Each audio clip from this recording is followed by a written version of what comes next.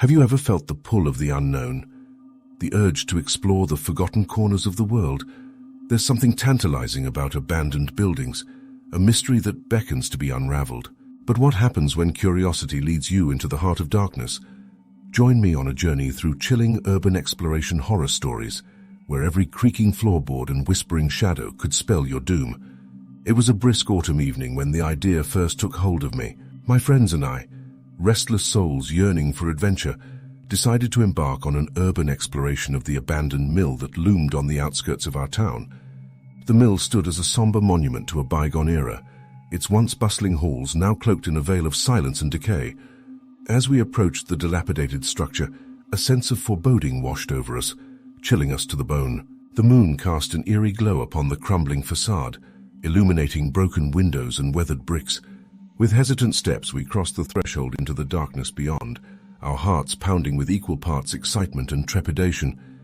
Inside, the air was heavy with the scent of dust and neglect, and the only sound was the echo of our footsteps against the cold stone floors. We moved cautiously through the labyrinthine corridors, our flashlights cutting through the oppressive darkness like beacons of hope in a sea of uncertainty. But as we delved deeper into the mill's depths, a palpable sense of unease settled over us like a suffocating blanket.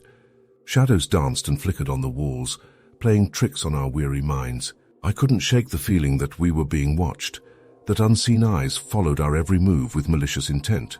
And then, amidst the oppressive silence, I heard it, a faint whispering like the rustling of leaves on a moonlit night. I froze in my tracks, straining to discern the source of the mysterious sound. My friends exchanged uneasy glances, their faces pale in the dim light of our flashlights. "It's nothing," one of them muttered, his voice betraying his own fear.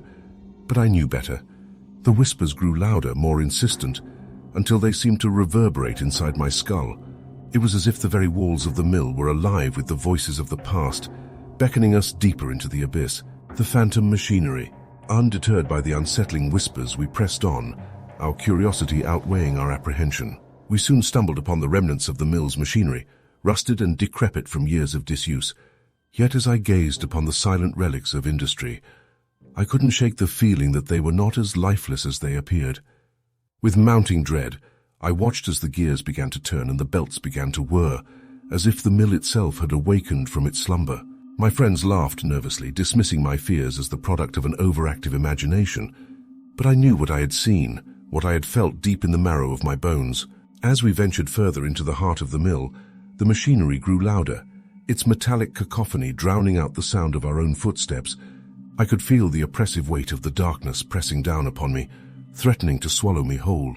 Panic clawed at the edges of my mind as I struggled to make sense of the nightmare unfolding around me. And then, without warning, the machinery came to life in a symphony of grinding gears and clanking metal. My heart raced as I watched in horror, powerless to stop the inexorable march of fate.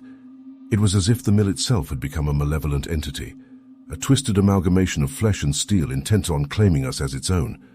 The spectral presence. Just when I thought things couldn't get any worse, I felt a chill run down my spine as a presence materialized before us. A figure stood in the doorway, its form flickering in and out of existence like a ghostly apparition. My friends gasped in horror, their faces drained of color in the dim light of our flickering flashlights. With mounting dread, I realized that we were not alone in the mill. The figure drew closer, its features twisted into a grotesque mockery of humanity. Its eyes bore into mine with a malevolent intensity, sending shivers down my spine. "It's not real," I whispered to myself, trying to convince myself that what I was seeing was merely a trick of the light. But deep down I knew the truth.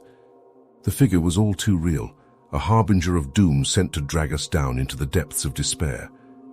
As the figure reached out a hand towards us, I felt a surge of primal fear wash over me. My muscles tensed, my breath caught in my throat as I braced myself for the inevitable. And then, with a deafening roar, the figure lunged forward, its icy touch sending shockwaves of terror coursing through my veins. The desperate escape. In a blind panic, we fled from the mill, our screams echoing off the walls as we raced to escape the clutches of the malevolent force that pursued us. The darkness seemed to stretch on for an eternity, swallowing us whole as we stumbled through its unforgiving embrace. My heart pounded in my chest, my lungs burning with each labored breath as we ran. I could hear the sound of our pursuers' footsteps echoing in the darkness, growing louder with each passing moment. It was as if the very fabric of reality was unraveling around us, threatening to consume us in its gaping maw. And then, just when all hope seemed lost, we burst through the crumbling facade of the mill and into the cold light of day. The air was crisp and clear, a stark contrast to the suffocating darkness we had left behind. We collapsed to the ground, gasping for air as we struggled to comprehend the nightmare we had just endured. As I lay there, shaken but alive, I couldn't help but reflect on the horrors we had witnessed within the walls of the abandoned mill. It was a reminder that not all mysteries are meant to be unraveled, that some secrets are best left buried in the darkness where they belong. But despite the trauma of that fateful night, I find myself drawn back to the forgotten places that haunt our world. For in the shadows of abandoned buildings, there lies a truth waiting to be uncovered, a story waiting to be told. And though the path may be fraught with danger, I cannot deny the call of the unknown that beckons me ever onward.